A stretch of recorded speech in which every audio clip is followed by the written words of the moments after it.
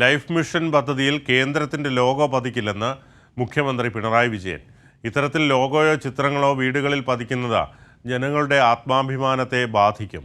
ഇത്തരം നടപടികളിൽ നിന്ന് കേന്ദ്രം പിന്മാറണമെന്നും ഇല്ലെങ്കിലും പദ്ധതിയുമായി മുന്നോട്ട് പോകുമെന്നും മുഖ്യമന്ത്രി പറഞ്ഞു. ഭവനരഹിതരില്ലാത്ത നാടായി കേരളം മാറിക്കൊണ്ടിരിക്കുകയാണ്. അതിനുള്ള പ്രവർത്തനങ്ങളാണ് സർക്കാർ നടത്തിക്കൊണ്ടിരിക്കുന്നത്.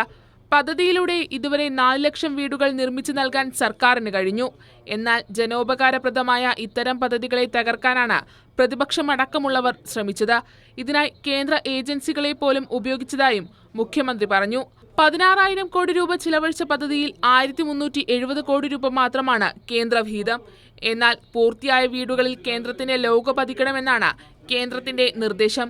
ഇത് ജനങ്ങളുടെ ആത്മാഭിമാനത്തെ ബാധിക്കുമെന്നും കേന്ദ്രം ഈ നിർദ്ദേശം പുനഃപരിശോധിക്കണമെന്നും മുഖ്യമന്ത്രി പറഞ്ഞു. അത് പണത്തിന്റെ വിഹിതത്തിന്റെ പ്രശ്നം മാത്രമല്ല,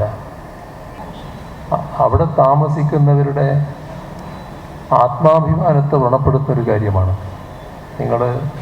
നിങ്ങളുടെ വീടല്ല, ഇത് മറ്റു തരത്തിൽ ദാനം കിട്ടിയ ഒന്നാണ് എന്ന് ഓർമ്മിപ്പിക്കുന്ന ഒരു രീതി, അതിനോട് ഞങ്ങൾക്ക് യോജിപ്പില്ല. അതിൻ്റെ മുന്നിൽ ഒരു ലോഗോയും ഒരടയാളവും ആരുടെ ഫോട്ടോയും അനുവദിക്കാൻ പറ്റില്ല എന്ന നിലപാടാണ് സംസ്ഥാന സർക്കാർ എടുത്തിട്ടുള്ളത്. കേന്ദ്ര സർക്കാർ ആ നിലപാട് തിരുത്തണമെന്നാണ് നമ്മുടെ അഭ്യർത്ഥന. ഈ കാര്യത്തിൻ്റെ ഉദ്ദേശശുദ്ധി മനസ്സിലാക്കി ഇതിനോടൊപ്പം സഹകരിക്കുക എന്താണ് വേണ്ടത്.